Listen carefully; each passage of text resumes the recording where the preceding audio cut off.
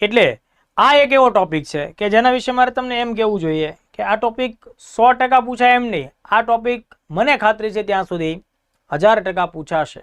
હું તમને બતાવીશ ભવિષ્યના કોઈ પેપર પછી જીપીએસસી નું હોય, પીએસઆઈ નું હોય, હું તમને બતાવીશ કે આ પ્રશ્ન આ જગ્યાએ આવ્યો. કેમ? સૌથી પહેલા તો પૂર્ણિમા દેવી બર્મનને અત્યારે આપણે કરંટ અફેર્સમાં ચર્ચામાં લઈએ છીએ તેનું કારણ શું? તો કે ભાઈ વિશ્વવિખ્યાત ટાઈમ મેગેઝિન છે તેમણે તાજેતરમાં જ વિશ્વના અલગ અલગ દેશોમાંથી એક્સ્ટ્રાઓર્ડિનરી અચીવમેન્ટ વાળા કાર્યો કરનારી જે મહિલાઓ છે તેમની એક યાદી જાહેર કરી છે અને કદાચ બને કે આમાંથી જ કોઈ મહિલા છે એ ઇન્ટરનેશનલ લેવલ ઉપર વિમેન ઓફ ધ યર 2025 નો એવોર્ડ જીતે પણ ખરા. એટલે અત્યારે એમનું નામ શોર્ટલિસ્ટ કરવામાં આવ્યું છે, એક અલગ યાદીમાં સ્થાન એમને મળે છે વિમેન ઓફ ધ યર 2025. એને લીધે પૂર્ણિમા દેવી ફરીથી પાછા ચર્ચામાં આવ્યા છે.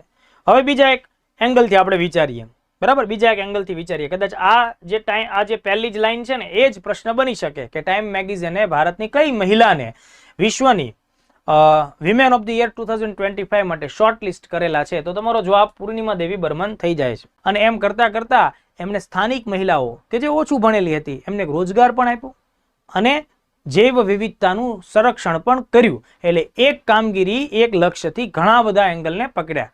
તો સ્થાનિક લોકોને લાગ્યું કે ભાઈ આપણે આમના માળા તોડવાના નહીં, આમના માળાને બચાવવાના, આમના માટે આપણે ખોરાકની વ્યવસ્થા થાય તો મદદ કરવાની, એક કદાચ ઘાયલ થયા હોય તો આપણે તેની સારવાર કરાવવાની. આ બધું જો આપણે કામ કરીએ તો તેનાથી તો આપણને પૈસા મળે છે, પગાર મળે છે. એટલે આ એક કેમ્પેન બની ગયું, એક અભિયાન બન્યું. જૈવ વિવિધતાનું રક્ષણનું કામ એ એક આખું રોજગારી અને અભિયાનમાં કન્વર્ટ થાય છે.